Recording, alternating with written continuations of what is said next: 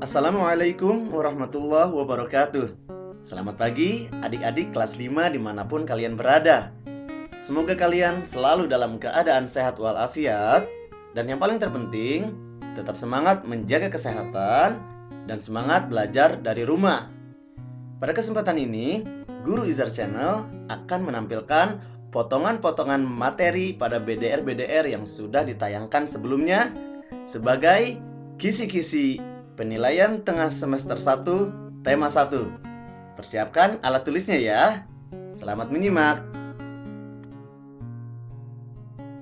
Selanjutnya, mari kita simak juga cuplikan berikut ini. Pancasila merupakan satu kesatuan yang bulat dan utuh dari kelima silanya. Sila ke-1 menjiwai sila kedua, menjiwai sila ketiga, keempat, dan kelima. Sila kedua dijiwai oleh sila ke-1, ketiga, keempat, dan kelima, dan begitu seterusnya. Kelima sila tidak bisa dilepas satu dengan yang lainnya. Walaupun masing-masing sila mempunyai nilai-nilai sendiri, tetapi hubungan antar sila merupakan hubungan yang utuh dan saling terkait.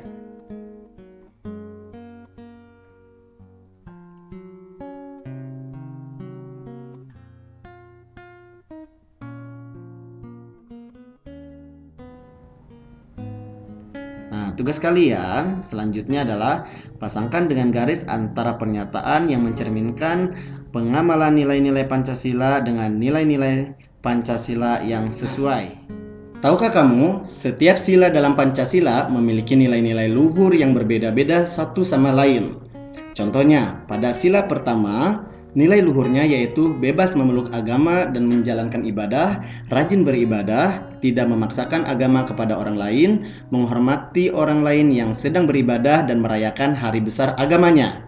Sila kedua, nilai luhurnya yaitu berteman tanpa membeda-bedakan latar belakangnya, tidak berpihak sebelah dalam menyelesaikan masalah, menjenguk orang yang sakit, membantu orang lain yang sedang kesusahan. Dan sila ketiga, nilai luhurnya yaitu gotong royong, kerja kelompok, mempelajari kebudayaan daerah lain, mencintai kebudayaan asli daerah sendiri, mencintai produk-produk buatan dalam negeri.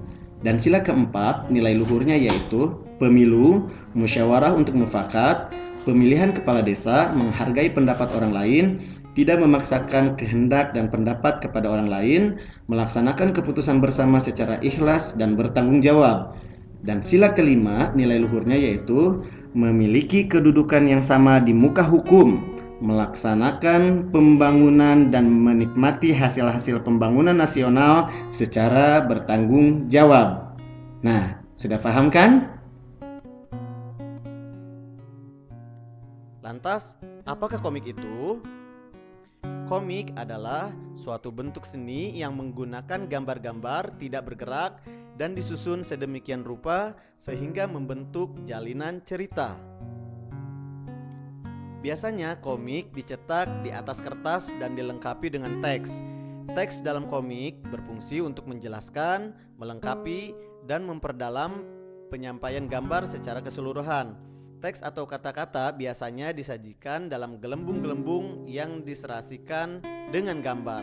Ciri-ciri komik yang baik diantaranya 1. Hadir untuk menyampaikan cerita. Pesan dan informasi disampaikan dengan menggunakan teks dan gambar. Kemudian proporsional. Keberadaan gambar dan teks yang berimbang membuat pembaca komik seakan-akan terlibat dan berperan langsung ke dalam cerita. Yang ketiga, menggunakan bahasa percakapan. Bahasa yang digunakan adalah bahasa sehari-hari yang mudah untuk difahami. Yang keempat, biasanya bersifat kepahlawanan. Umumnya, isi cerita komik akan cenderung membuat pembaca mempunyai rasa atau sikap kepahlawanan. Yang kelima, penggambaran watak secara sederhana. Penggambaran watak dalam komik dibuat secara sederhana agar pembaca mudah memahami isi cerita dan menangkap pesan yang akan disampaikan dalam cerita. Dan yang terakhir, menyediakan humor. Kata komik berasal dari komik yang berarti jenaka. Humor dalam komik disajikan secara lugas sehingga akan mudah dipahami pembaca dan biasanya humor yang disajikan sering terjadi dan ada di masyarakat. Paham kan? Nah, sekarang mari kita berkreasi. Kita membuat gambar realis dan karikatur. Realis merupakan gambar yang dibuat seperti keadaan aslinya, baik bentuk, ukuran, dan tata letaknya. Berikut contohnya. Dan karikatur merupakan gambar yang melebih-lebihkan atau mengubah dari objek aslinya. Berikut contohnya. Lucu ya? Nah, sekarang kita membuat gambar kartun dan dekorasi. Kartun merupakan gambar yang berfungsi untuk menghibur dan berisikan humor. Dan ini contohnya. Kemudian, dekoratif adalah gambar yang disajikan dengan mengubah bentuk objek aslinya namun tanpa menghilangkan ciri-ciri khasnya. Perhatikan contohnya, seperti ini.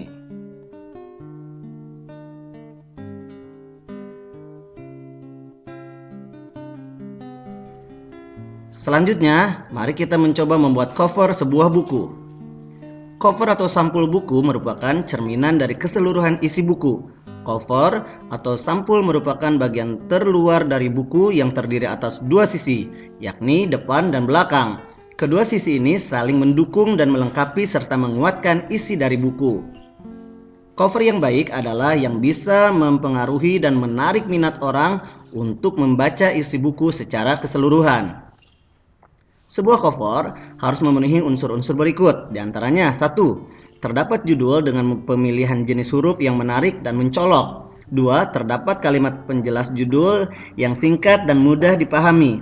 Ketiga, terdapat nama penulis. Keempat, terdapat identitas penerbit.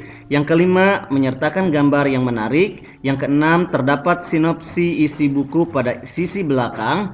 Dan yang terakhir, terdapat identitas buku pada punggung buku. Paham kan? Selanjutnya, mari kita berkreasi membuat gambar cover pada teks bacaan Otot Manusia. Perlu kamu ketahui, ada dua macam desain dalam membuat cover, yakni 1. Cover dengan latar berwarna putih dan tulisan sederhana. Dan yang kedua, desain penuh warna dan gambar. Pada cover yang berwarna putih, pada jenis ini tidak ada gambar yang memenuhi halaman. Bahkan terkadang hanya berisi judul, nama pengarang, dan nama penerbit. Dengan demikian, yang nampak dominan adalah warna putih dan ruang kosong. Ruang kosong semacam ini dimaksud sebagai ruang yang lega agar mata tidak sesak terpenuhi oleh gambar. Dan desain penuh warna dengan gambar, pada jenis ini, bagian yang dominan adalah gambar ilustrasi dan judul. Selain itu juga disajikan permainan warna yang mencolok dan bervariasi. Contoh pada cover latar warna putih seperti ini. Lebih banyak warna putihnya kan, dan judulnya lebih mencolok dibandingkan dengan yang berwarna. Gambarnya memenuhi seluruh cover yang ada. Sudah paham kan perbedaannya? Nah, baik adik-adik, selanjutnya mari kita amati kerangka manusia pada gambar berikut ini. Dan bagian-bagiannya diantaranya yaitu ada bagian tengkorak, ada rahang bawah, tulang leher, tulang selangka, tulang belikat, tulang pengupil yang sejajar dengan jempol, ada juga tulang hasta yang sejajar dengan kelingking, tulang telapak tangan, dan tulang jari tangan, itu pada bagian lengan. Kemudian ada tulang dada, ada tulang belakang, ada juga tulang panggul. Kemudian di bagian kaki ada tulang paha, ada tulang tempurung lutut, ada tulang kering yang besar, ada tulang betis, tulang pergelangan. Yang ketiga adalah otot jantung. Otot jantung adalah otot yang bekerja secara terus-menerus tanpa istirahat atau berhenti. Otot jantung merupakan perpaduan antara otot lurik dan otot polos karena adanya persamaan yang ada pada otot jantung. Misalnya, memiliki sisi gelap terang dan inti sel yang berada di tengah. Otot jantung berfungsi dalam memompa darah ke seluruh tubuh. Otot jantung bekerja di bawah kesadaran manusia. Saraf yang mempengaruhi otot jantung adalah saraf simpatik dan saraf parasimpatik. Ciri-ciri otot jantung berbentuk silindris, memiliki percabangan. Otot jantung terletak pada jantung, memiliki satu inti sel yang berada di tengah. Inilah contoh otot jantung. Perhatikan yang warna ungu tersebut. Otot jantung memiliki satu inti sel yang berada di tengah. Ciri utama pada jantung yaitu bekerja terus-menerus dan tidak membutuhkan istirahat, dan bekerja tanpa kesadaran manusia.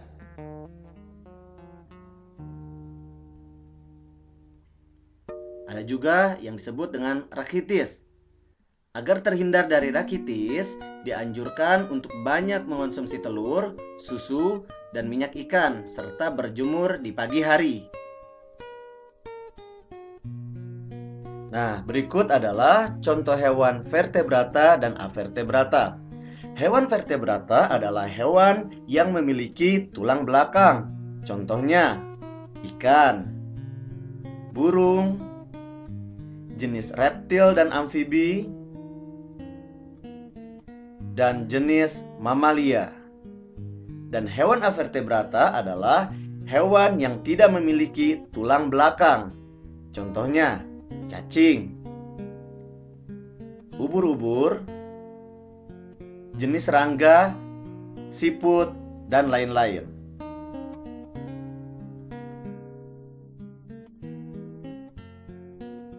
Selanjutnya ada lordosis. Contohnya posisi duduknya seperti ini. Kalian pernah kan duduk seperti ini? Hati-hati ya, itu lordosis. Lordosis merupakan kelainan tulang karena sikap duduk yang salah, sehingga tulang belakang melengkung pada daerah lumbalis.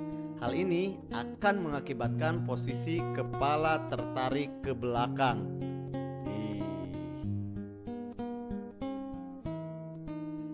Nah, sekarang coba amati kembali peta persebaran suku-suku bangsa yang ada di Indonesia. Indonesia selain memiliki kebudayaan pada pakaian adat yang sudah kita simak tadi pada slide pertama, sekarang terdapat juga banyak suku-suku yang ada di Indonesia. Kita amati peta wilayah Indonesia. Contohnya, di wilayah Provinsi Sumatera terdapat suku Aceh, suku Nias, Batak, Minangkabau, Melayu, dan Jawa. Di Pulau Jawa terdapat suku Banten, Betawi, Sunda, Jawa, Madura, Bali, dan Sasak. Dan di Kalimantan terdapat suku Melayu, Dayak, dan Jawa. Di Sulawesi terdapat suku Kaili, Gorontalo, Minahasa, Bugis, Makassar. Dan di Papua terdapat suku Biak, suku Dani, suku Ekagi, suku Samat, dan suku Ambon. Itulah beberapa suku yang ada di Indonesia. Kalian suku mana ya?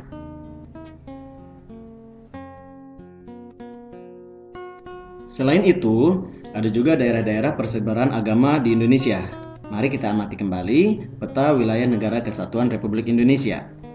Di Indonesia terdiri dari 6 agama yang diakui, yaitu Islam, Katolik, Buddha, Kristen, Hindu, dan Konghucu. Dan persebaran agama Islam di Indonesia hampir di seluruh pelosok Indonesia, karena Islam merupakan agama yang paling banyak di Indonesia. Selanjutnya ada agama Katolik. Persebarannya ada di Pulau Kalimantan, Pulau Jawa, dan Pulau Papua yang paling besar. Kemudian ada agama Buddha. Persebaran yang paling terbesar adalah di Pulau Sumatera. Selanjutnya ada agama Kristen yang ada di seluruh pulau di Indonesia. Contohnya di Sumatera, Kalimantan, Sulawesi, Jawa, dan Papua. Dan agama Hindu yang paling banyak yaitu di Pulau Kalimantan dan Jawa. Sedangkan agama Konghucu hanya sebagian kecil saja. Nah, walaupun agama kita berbeda-beda, kita harus tetap toleransi, saling menjaga, dan saling menghormati. Kamu juga ya. Kondisi geografis Pulau Kalimantan. Luasnya kurang lebih 743.330 km persegi. Batas laut sebelah barat ada Selat Karimata, sebelah timur ada Selat Makassar, sebelah selatan ada Laut Jawa, sebelah utara tidak ada. Batas daratan Pulau Kalimantan, sebelah barat ada Bangka Belitung, sebelah timur ada Pulau Sulawesi, sebelah selatan Pulau Jawa, dan sebelah utara ada negara Malaysia, yaitu Sabah dan Sarawak, dan Brunei Darussalam.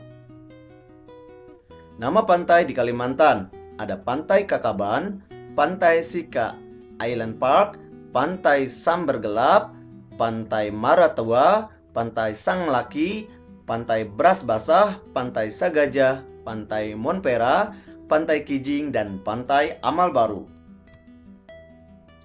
Laut di Kalimantan terdapat Laut Jawa, Laut Sulawesi, dan Laut Natuna. Dataran rendah Pulau Kalimantan ada dataran rendah Ketapang, dataran rendah Selor, dataran rendah Teluk Melanu, dataran rendah Pangkalan Bun, dataran rendah Kuala Kapuas, dan dataran rendah Redep. Dan gunung di Pulau Kalimantan ada Gunung Mando, Gunung Bawang, Gunung Aurbunak, Gunung Piabung, Gunung Ketipkap, Gunung Liang Pran, Gunung Niut, dan Gunung Tikung.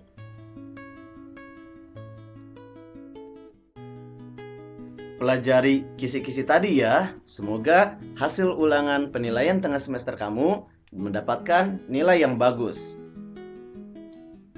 Selamat belajar dari rumah.